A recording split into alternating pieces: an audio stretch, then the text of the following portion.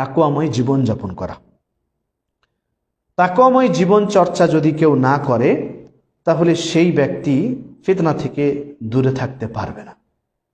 আমাদের উচিত যে আমরা ফিতনা থেকে যদি নিজেকে দূরে রাখতে চাই তাহলে তাকওয়াময় জীবনযাপন করতে হবে।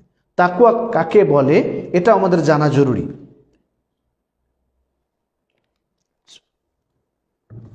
তো তাকওয়াময় জীবনযাপন করা এটা আমাদের জরুরি বিষয়। তো তাকওয়ার অর্থ কি?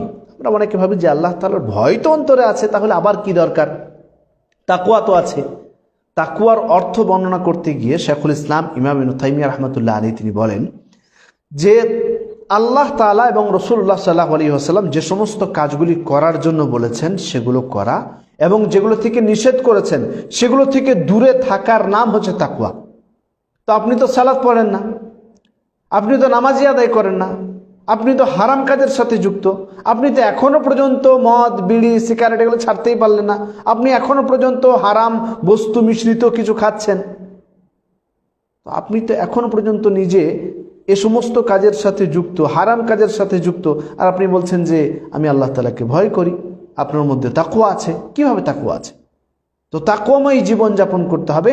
যদি তাকওয়াময় জীবনযাপন না হয় তাহলে তাকে ফিতনা থেকে কেউ দূরে রাখতে পারবে না। কারণ তাকওয়া আল্লাহ তাআলার ভয় যদি কোনো ব্যক্তির অন্তরে থাকে সেই ব্যক্তি তো গুনাহ থেকে এমনি দূরে সরে যাবে।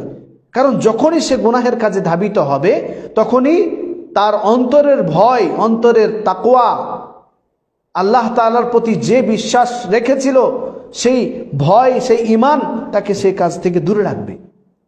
সে কাজে যেতেই পারবে না। সে যখনই কোনো খারাপ কাজের দিকে ধাবিত হবে, না এটা তো খারাপ, এটা তো ভুল, এটা তো ঠিক নয়, এটা তো আল্লাহ রাসূল সাল্লাল্লাহু আলাইহি ওয়াসাল্লাম নিষেধ করেছেন, এটা তো আল্লাহ তাআলার নিষেধাজ্ঞা।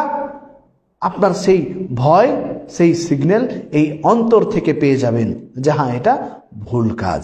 তাই আমাদের উচিত যে আমরা তাকওয়াময় জীবনযাপন করব, আল্লাহ তাআলা ভয় অন্তরে রাখবে এবং সমস্ত ধরনের ইবাদত যেগুলো করার জন্য বলেছেন সেগুলো করার চেষ্টা করব এবং যে সমস্ত কাজগুলি থেকে নিষেধাজ্ঞা রয়েছে শরীয়তে সেগুলো থেকে আমরা দূরে থাকব।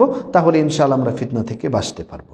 এভাবেই ভালো কাজে আত্মনিয়োগ হওয়া, ভালো কাজে আমাদেরকে আত্মনিয়োগ, নিজেকে সবসময় ভালো কাজের সাথে জড়িত রাখার চেষ্টা করতে হবে।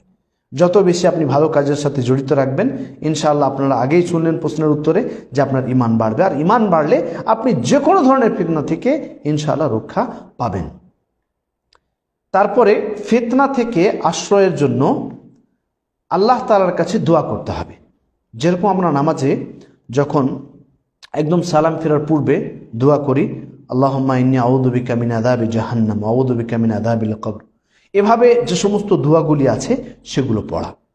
এবং যদি আপনার আরবিতে দোয়া মুখস্থ না থাকে তাহলে আপনি বাংলা ভাষায় আল্লাহ তাআলার কাছে যে কোনো ফিতনার মধ্যে আপনি পড়ে গেছেন সেই ফিতনা থেকে দূরে থাকার জন্য দোয়া করতে হবে, আশ্রয় চাইতে হবে।